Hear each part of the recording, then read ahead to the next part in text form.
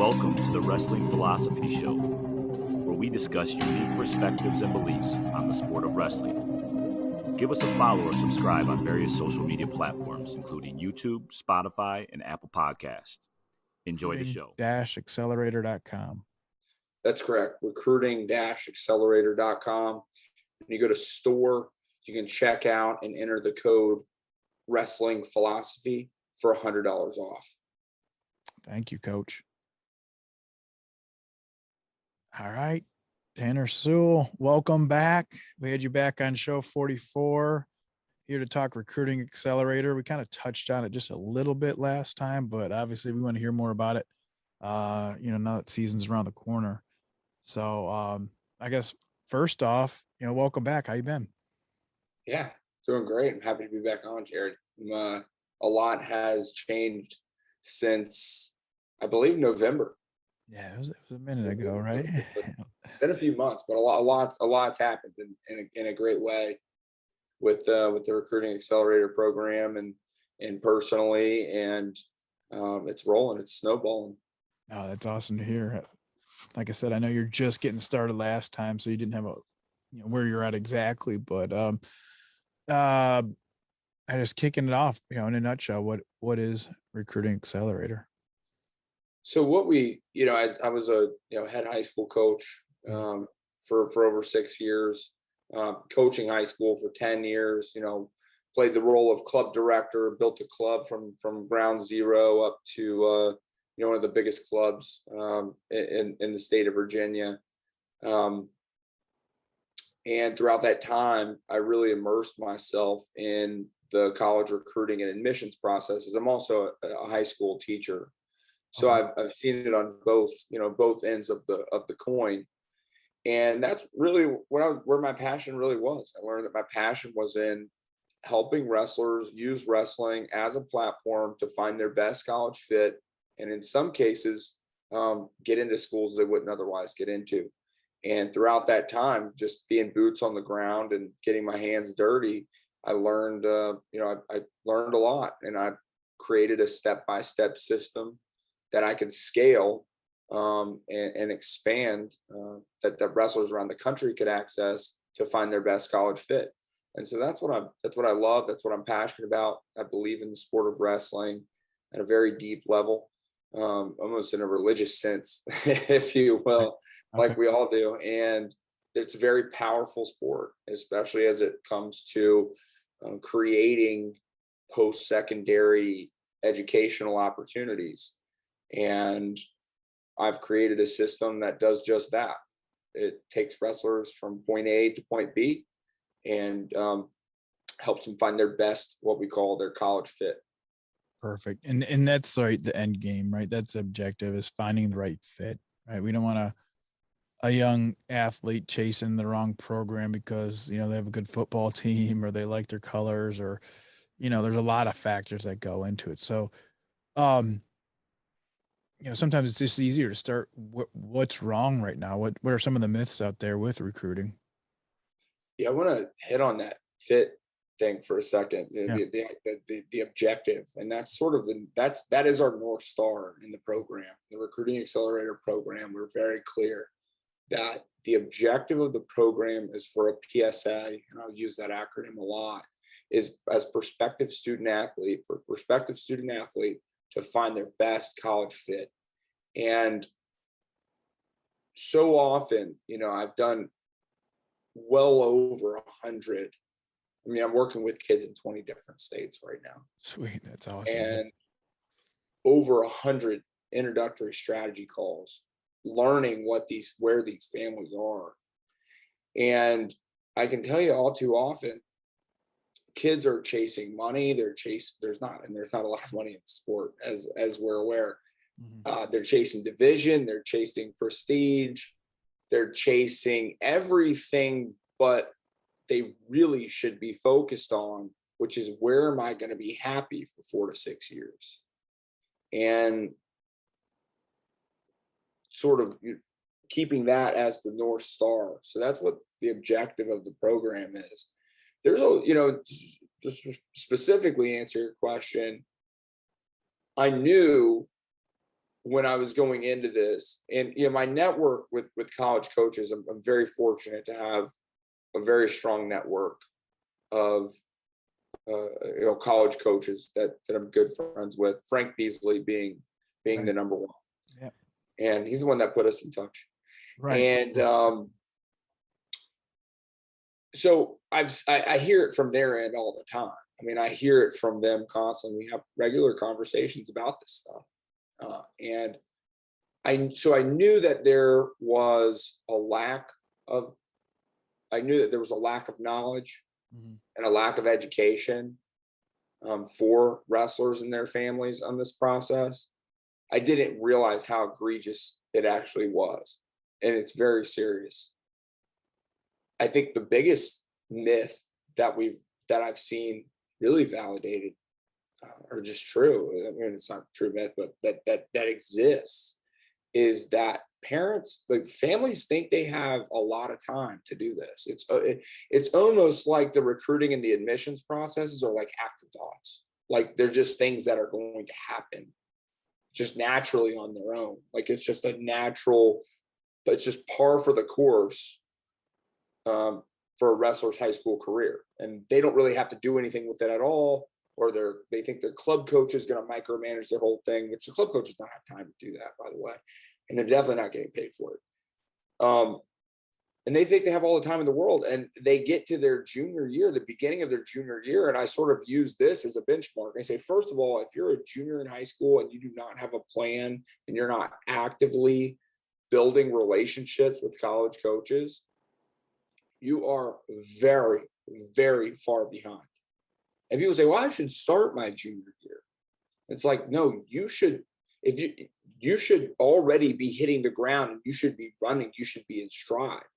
And I use the analogy of a marathon. If I'm going to run a marathon, I'm not going to walk out of my house the day of the race and run 26 miles. I'm probably going to hurt myself. Mm-hmm. The recruiting process is a marathon. Families, PSAs who step outside the door the day of the race, they're not gonna finish where they could have finished in the race otherwise, because they were just sitting around thinking it's supposed to happen. So the biggest one is in terms of when they should start. And I'm a strong advocate for kids and their families getting started in terms of preparation. The recruiting process, of course, is not starting. They're not getting recruited as freshmen, but they can start preparing for it in multiple different ways. And so I say, get them rolling as freshmen. The longer you wait, the more of a disadvantage you're at. And to sort of highlight that, some people are probably wondering, well, what do you mean by all this? The reality is that really only, I would even go as far as to say 2% is generous number, but really only 2% of the kids around the country are really actively getting recruited. Actively. Right. The other 98% are completely being overlooked. And there's multiple stories of very real, legitimate, successful Division I wrestlers who were almost overlooked. Tariq Wilson out of Ohio being one of them. Right. Stud, man. Right. I mean, he didn't get offered until after the state tournament.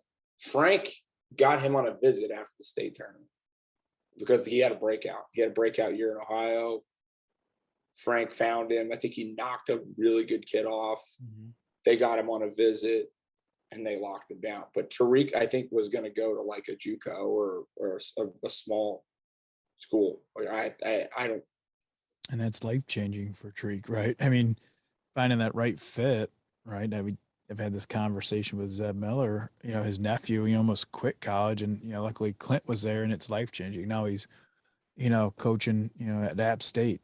That right fit is such a big piece, not just for those 4 to 6 years, but, for the next 40 years, right?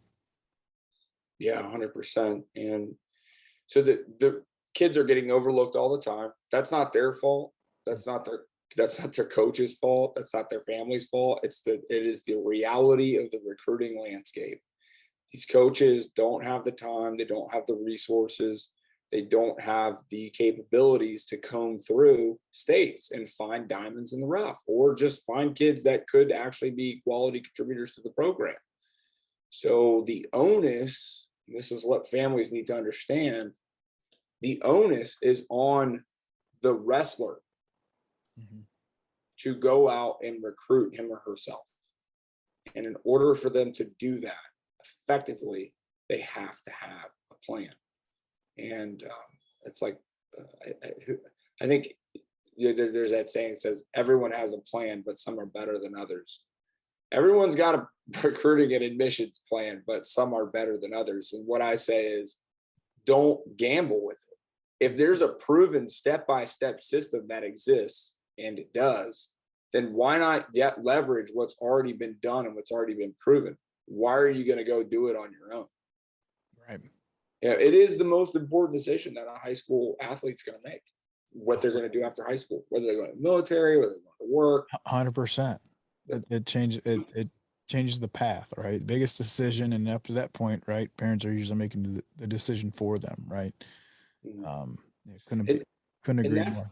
And that's an interesting piece, right? I've thought a lot about this. I talk a lot about this during the seminars, is that a PSA, from the time that they're born till the time that they, where they're currently at in their career, their parents have pretty much made all of the choices for them.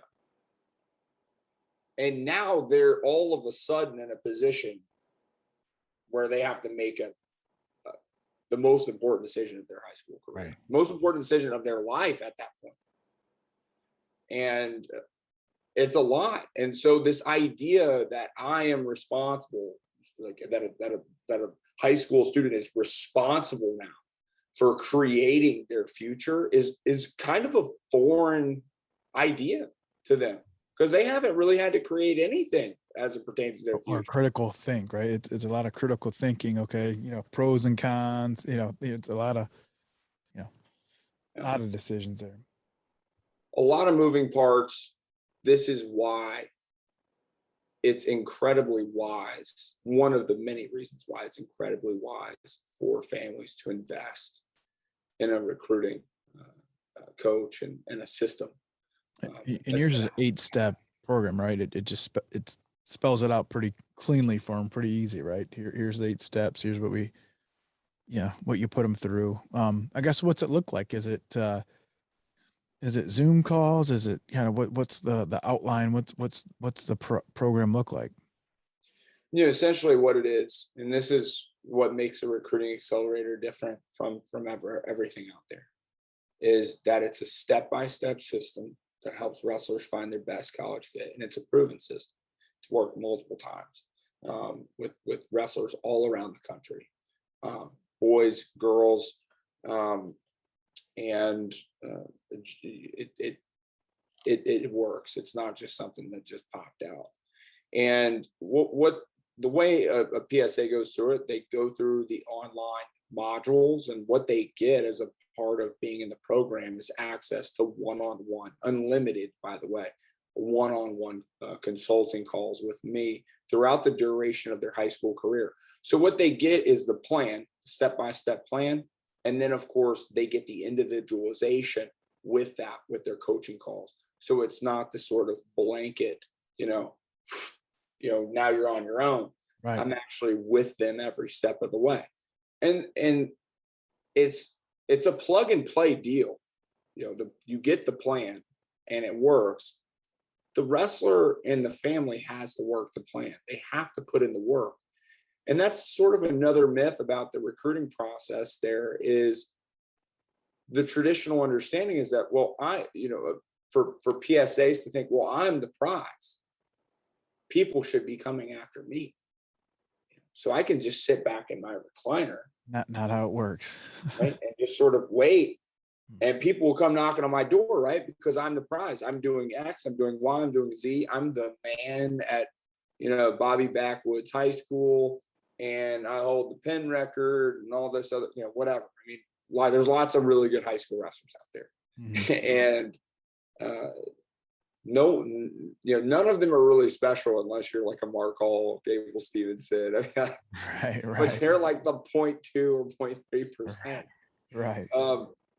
And so with that said, the other major mistake that I see is that families will just sit back. They'll just sort of wait and think that it's all supposed to just happen. And that, coaches are going to come knocking on their door.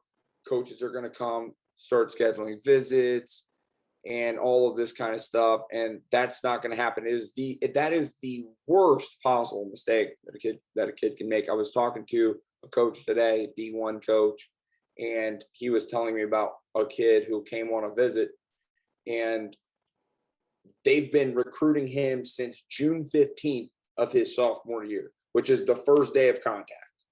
Like a D1 coach, D2 coach can contact a PSA on June 15th after their sophomore year, right? So if you're getting blown up on June 15th, you're legitimately getting recruited. And so brought him down, made him a nice offer, and the kid's like, thanks. I think I'm gonna see, if I can explore Power 5, right? Maybe Tom Ryan's gonna call me. And if that would have been my client, what I would have told that kid was, has Tom Ryan or anyone on the Ohio State staff called you yet? Fall of your junior year? No. Okay. They don't know who you are, and they're not going to know who you are. They're not going to recruit you. Like, unless, the rare event that this kid just does something, also I'm not going to go into the details of it, but my point is this, is that if they're not after you the fall of your junior year, you're not getting recruited by them. Mm-hmm. If that's where you want to go, like for example, let's say that if NC State, you want to be like be an agriculture, guy or whatever, they have some really unique programs there. Then like NC State might be a great fit for you. And that's a great reason to want to go to NC State. If Pat Popolizio is not recruiting you, first of all, you got to determine whether or not you're even a division I caliber wrestler to begin with. But even if you are, and he's not on you, then he's probably not gonna be on you. Mm-hmm. And now the onus is on you to show your value to Pat and the staff to see whether or not they want to invest anything in you at all, even a walk-on spot, which at a Power 5, that is a legitimate investment. Mm-hmm. And so it's just, it's weird. There's a lot of misinformation out there. There's a lot of really false beliefs, and it's very harmful because it's the kid's future that we're talking about. And I think that's why I care about it so much. Yeah, right. You touched on a little bit, and you hear it all the time, right? Guys thinking they're D1, right? And that could be a huge mistake, right? I had this actually conversation tonight with a D2 coach, right? How many kids think they're D1, they're not D1 ready, and they're a better fit at a D2 program, right? What is usually the common factor? Obviously, there's a multiple variables, but is it, the work ethic? Is it just the top end talent? Is it, the grades? Is it, off, social activities that, they're not doing the right things? What's usually a factor when they say, hey, that guy's not D1? I mean, like you said, whenever you start hearing someone throw D1 around, well, most people don't understand what Division I wrestling is and what it really is, what it really entails. Most people don't understand that it's a 12-month-a-year job, and that most Division I programs are operating on a 12-month training cycle, mm-hmm. and that you're not going to have a life outside of it. Mm-hmm. Yeah. And so even just people talk about D1 all the time. They don't really understand what it is. What the commitment is, right? They think I want to go here, but they don't understand what it entails. Yeah. But, to even take a step back from that, that's the wrong way to even look at it to begin with for 98% of PSAs. The question that PSA should be asking is, what is going to be the best fit for me? Where am I going to get my best academic match, my best financial match, and my best athletic match? And am I going to be happy at the school for 4 to 6 years? Mm-hmm. And even if wrestling, let's say, call it the broken leg test. if I break my leg and I'm not able to wrestle anymore, God forbid, am I going to be happy at this school? Right. That's what my dad told me. I remember the conversation. He's like, he gave me all the bullet points. And he's like, he gave me that test, if you couldn't wrestle tomorrow, what one would you pick? Right. And that should be a big, big, big, big factor. Right. Yeah, that's huge. That's the big one. Yeah. But in terms of the Division I question, fundamentally, it's there's lots of kids out there that can go D1. I mean, that can go walk on to a Division I program. But where it seems one of the biggest differences is it's sink or swim. Mm-hmm. If a PSA does not have solid executive functioning skills and they're a walk-on, what I mean by that is that if they are not, let's say they don't have a time management system down, their study skills are subpar, they don't have good self-advocacy skills, and they lack in those key executive functioning areas, good luck going Division I as a walk-on, because the coach is not going to hold your hand. Mm-hmm. And they're not going to take the limited time that they have to carry or help save a drowning wrestler, because they're all replaceable. And it's a business. Division I programs are a business. They're not transformational operation. They're not transformational machines like high school wrestling programs, where the high school wrestling coaches you talk to are largely transformational in nature. They are focused on transforming the wrestler. It's a very, the wrestlers have intrinsic value. They're approaching it like a high school teacher and a student. It's what's best for the kids. You hear that all the time in high school wrestling. Right. It's not what's best for the kids at Division I level. It's what's best for the program. The coach's job depends on it. Right. And the coach's job is to make the best investments in PSAs that he can. So if one's not up to snuff and is drowning in the first year, or is an academic liability, or even better yet, a lifestyle liability, or a culture liability, they're replaceable. Mm-hmm. Right. You're done. Leave. If you don't make it, you don't make it. Guess what? Like, there's lots of kids out there that are just as good, if not better than you are. I can definitely get here.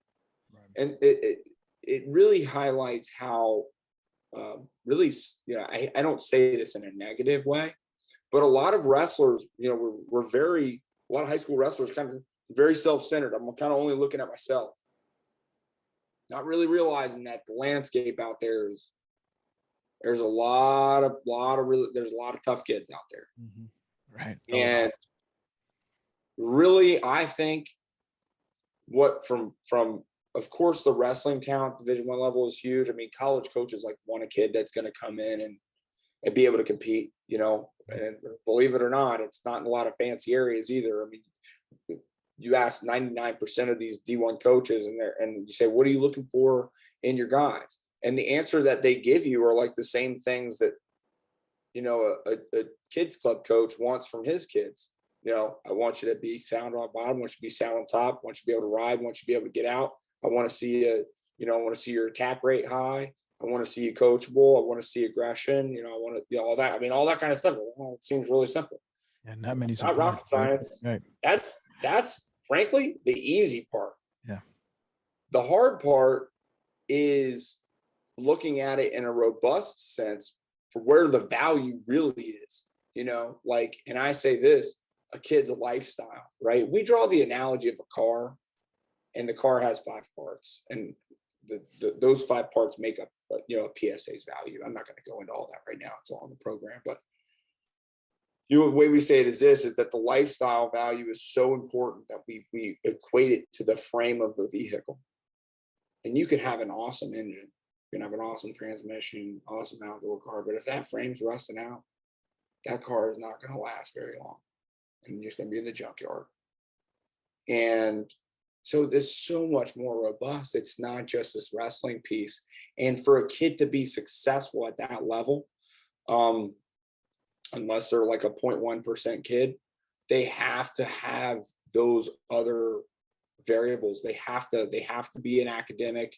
They have to be sound academically. They have to live a sound lifestyle.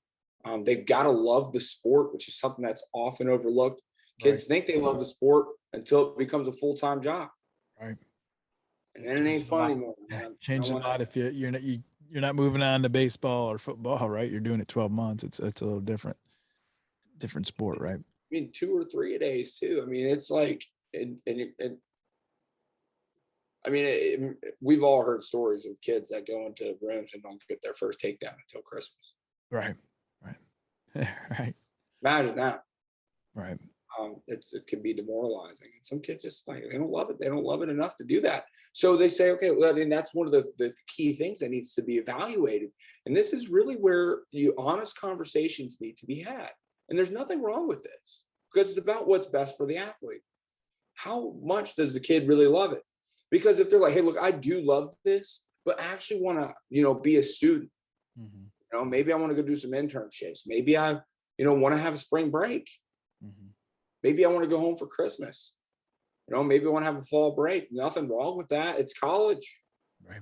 So maybe you should explore Division III options where you can have those opportunities and still compete at a high level. I mean, go on W&L and Johns Hopkins and Stevens Institute of Technology, those rosters, and look at some of the resumes from those kids in high school. Right. They're legit. You're looking at high school All-Americans, multiple time state champions from high level states. I mean, just because the kid's going D3,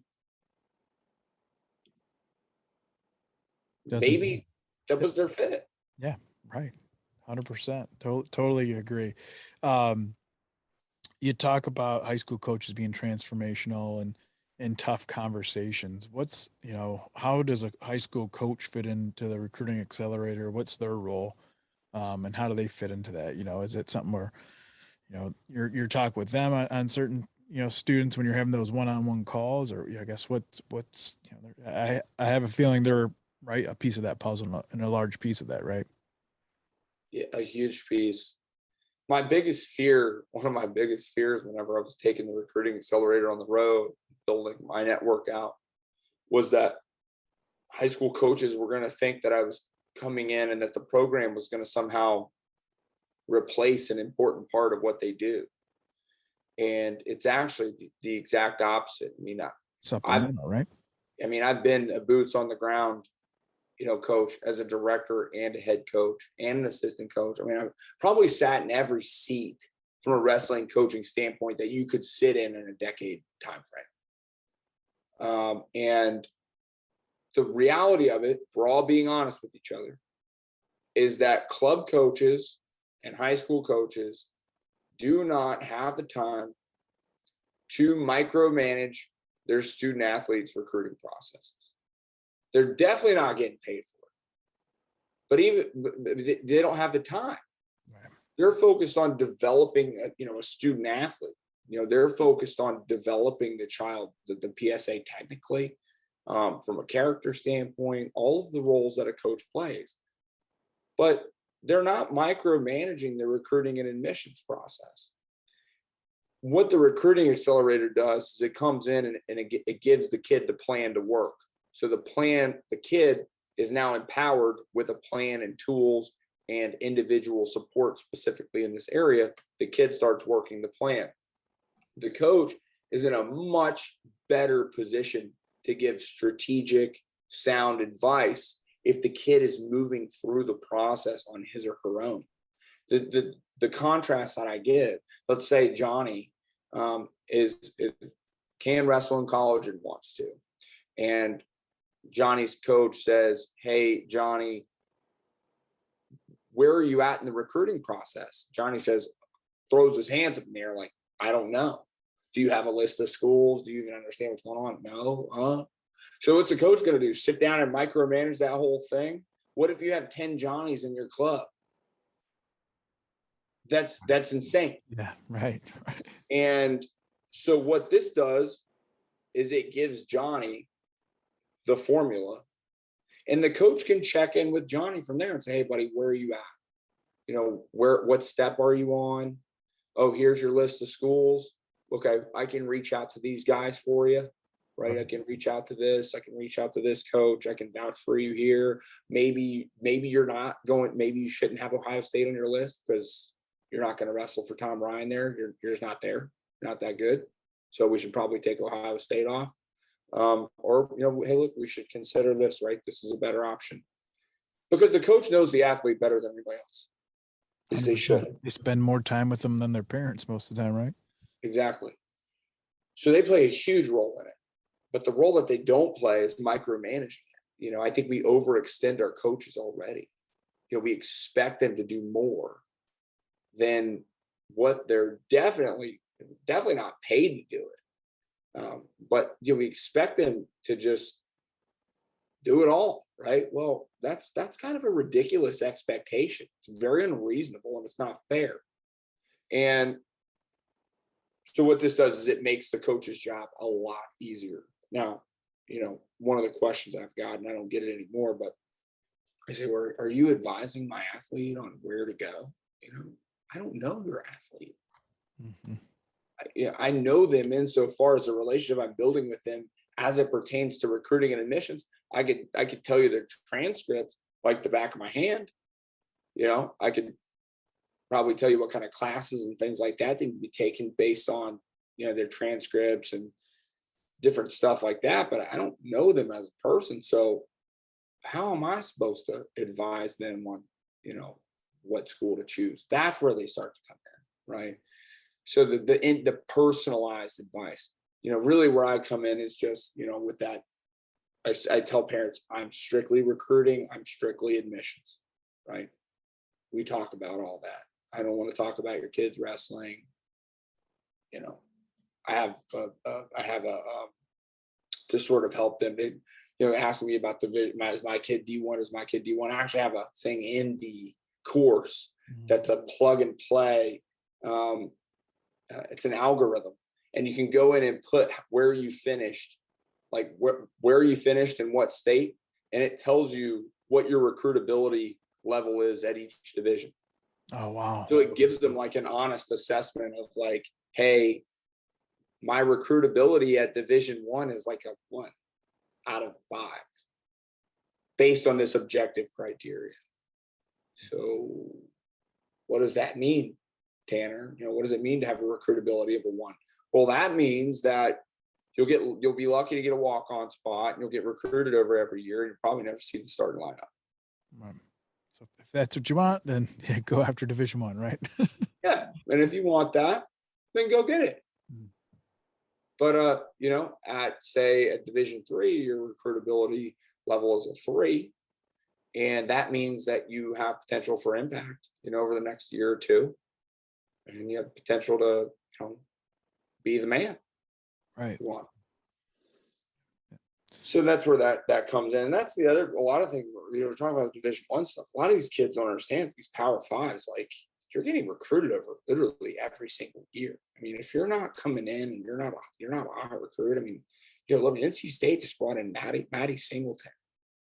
Like he's coming in and he's coming in and taking over somebody's stuff next year. I mean, somebody just got recruited over. Right. I mean, it just happens all the time. They just recruit over and recruit over and recruit over and recruit over. It's cutthroat, you know, and that's how it is. It's a business. So they don't understand, like, oh, I can go rest. I can walk on at NC State. You're going to get recruited over for the next 5 years here. Right. Yeah. 5 years, right. Might be a 141, but you know, there's other guys coming right behind you, you know, not to mention the guys ahead of you. Right. Yeah.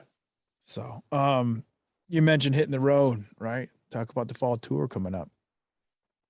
Yeah. So to really promote the program and obviously to continue to, I mean, I love the wrestling world. You know, I love wrestling in the United States. I love meeting coaches and club directors. I feel like all of us share a very unique bond, especially ones that work, you know, with the high school and middle school kids. And, you know, as an educator and someone with a heart, for teaching, coaching. I love meeting these people. They're amazing people. Our country needs more of them. And so I said, you know what I'm going to do to promote this? I'm going to just hit the road and go out and put on seminars for clubs and their families. And I'll fly in, stay at an Airbnb, put on the seminar, go get beers with the coach and get to know people there. And that's how I get my clients. So I did, and did it this summer. It went amazing. I had an amazing time. The seminars is value packed, chock full of value. Obviously, it's cool to see different parts of the country and see different wrestling rooms. And that's like a dream come true. Who wouldn't want to do that? That's awesome. But so this fall just filled up quick. It literally went from 0 to filled. I was like, oh, it's probably gonna take me like a month to fill this out. It didn't. Literally, there were dates. It was just, there were people we were talking about hammering dates. And I said, look, we actually have to do this within the next couple of days because this date's going to be gone. Mm-hmm. And so, yeah, we're hitting the road again this fall, starting off in Atlanta over Labor Day weekend. Cliff Fretwell has been very good to me over the course of my coaching career, and now as an entrepreneur in our sport. Cliff Fretwell with Compound Wrestling. Cliff's the man. He's done a lot for me. I'm up here in Sandusky a couple times, man. Yeah, it does a lot for the sport. So I'm going down there. I'm going to be at his tournament, Super 32 qualifier, and obviously going to be running a seminar at his club on that Monday. And then from there, I'll send you the list of where I'm going, but I'm going to be all over the place. I'm going to be all the way from Atlanta, Georgia to Salt Lake City I'll be in PA, Charlotte, and all over the place. Been to Oklahoma, California. So are they open to anyone, or is it just to the club members and that, where you're visiting, or how's that work? Is it, if you're going to be in Atlanta, is it just open to Cliff's guys, or it just depends on the location and the capacity? Yeah, typically what happens is the club coach puts it on in conjunction with a clinic and sort of makes it a value add. Right. For the clinic, say, look, and we're going to this clinic, or if their club is big, right, and they just have a lot of kids out there, Compound, right, I'll just go do it at their practice. Nice. And the families are there, and go in. It's about a 45-minute seminar. We cover a lot of ground, and there's some reality checks, right, and that's really, I want to bring the value to the table and let the parents know, look, and let the kids know, more importantly, like, you're responsible for creating your future. You need a plan. Here's a plan that works, and get on the plan, start working it. And I want to see it. Right. Don't wait. Yeah, stop waiting around. It's the most bizarre thing I've seen, Jared. I'm telling you. Well, it's probably they're new to it, right? A lot of them, right? They've never probably been through it themselves, right? I was in that boat. My parents didn't go to college. They didn't know, luckily my dad was pretty darn logical, and here we should probably start doing this, contacting them. And like I said, here's the analysis, what if you get hurt? Here's, all those factors. So, but I was pretty darn lucky to have him as a father, but not everyone is in that situation. But so, I see a lot. Yeah. Very lucky. Super lucky. I think a lot of it is, I think the families are so busy. And again, it's just an afterthought. Right. Really, it is. I think it's just going to happen naturally. Like, oh, it's going to work out because there's colleges and there's coaches, like you said, but they have a lot on their plate already, Yeah. And if the objective, right, think about this from a mathematical standpoint. If the objective is for a PSA to find their best college fit, then just sitting on the recliner and waiting for things to happen is a terrible statistical approach. Right. Yeah. Yeah. Like, how's work get done that way, right? Yeah, how are you going to find your best fit by just sitting on the couch? Because, people will come. There are coaches that will reach out. If a kid's decent, typically they're going to get some looks from somebody. Right, but instead of getting looks by 2 coaches, wouldn't you rather be in contact with 20 and kind of narrow it down from there, right? Yeah, exactly. And one thing, I made a Facebook Live yesterday, and I sort of made that sort of criteria, like if you're a junior and you're not actively building relationships with coaches right now, you are really, really, really far behind. Right. And I was talking a little more, I'm gonna make another video about this, the value of that relationship. I went back and read an email that Adam Hall sent me about 6 months ago. And there was something that really stuck out to me in that email. And essentially what he was saying is that for those borderline kids,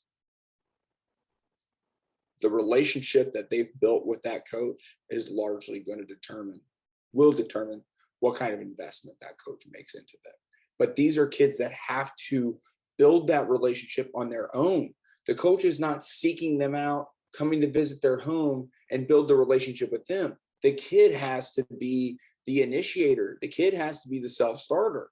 The reality is that these coaches do want to get to know the kid. They do want to know if this is someone worth investing in.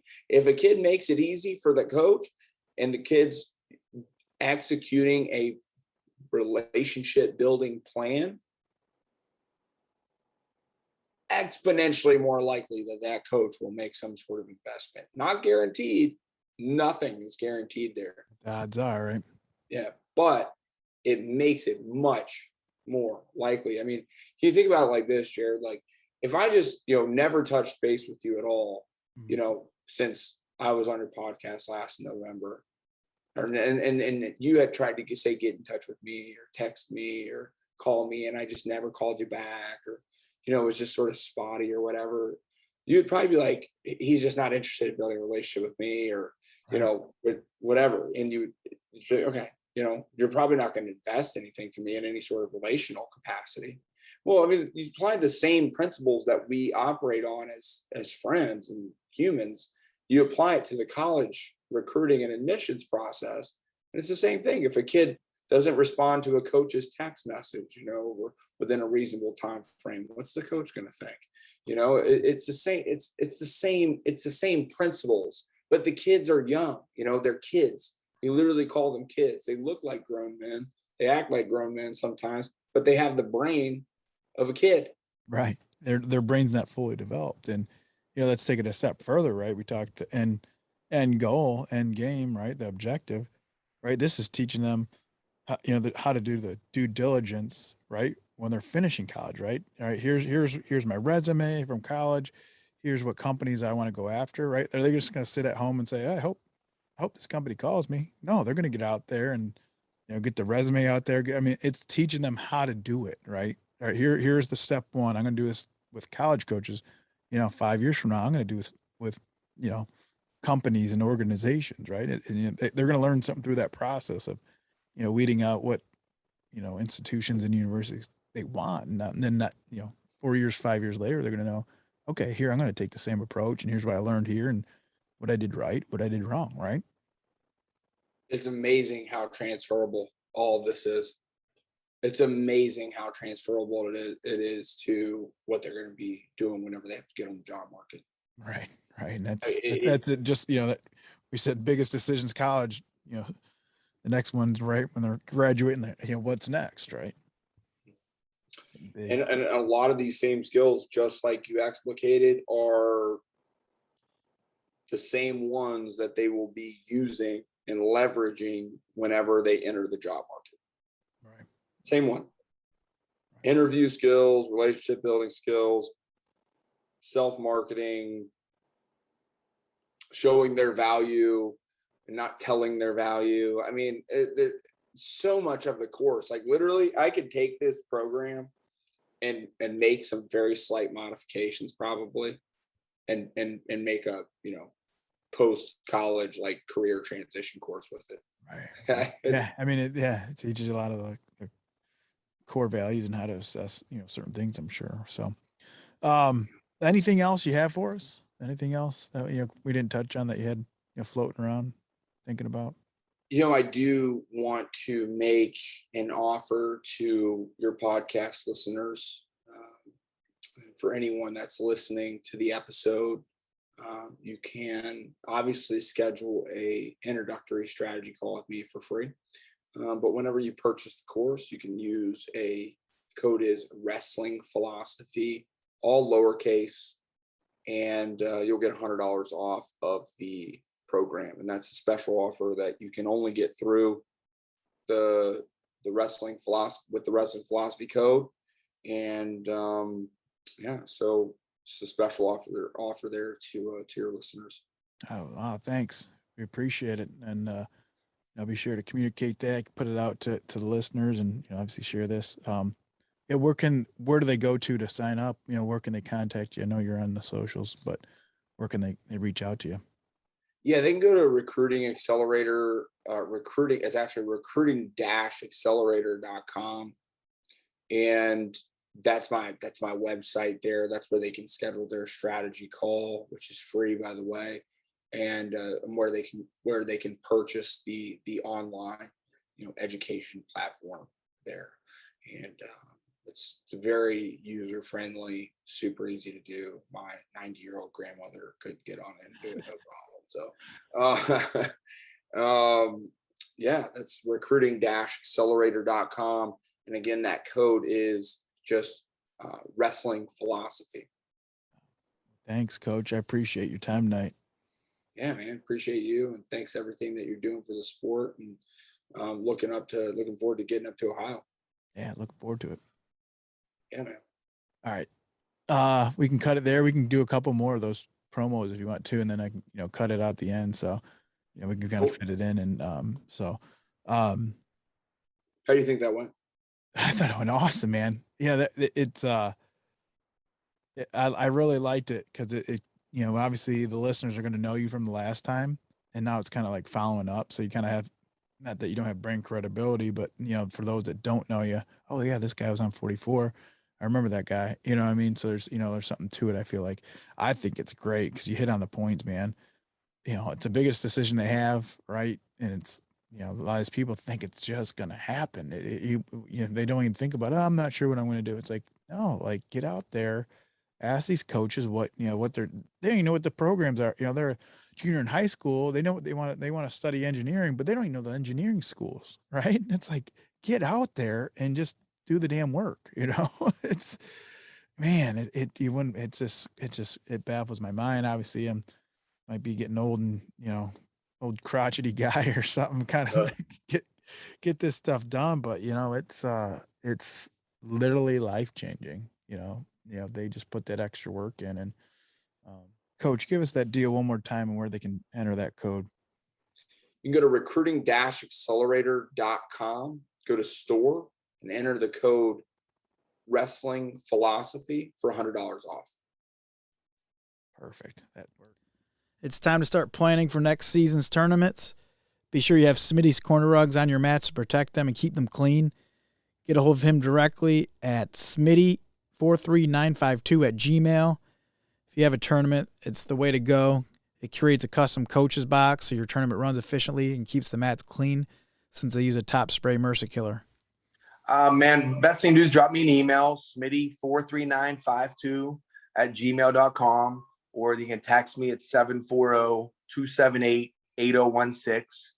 And again, we got inventory, man. And get a quick turnaround time, and our rugs are all top sprayed with our MRSA staph killer that kills coronavirus as well, man. So we were already keeping it clean and keeping it classy before Corona. Now you really got to have a corner rug, right?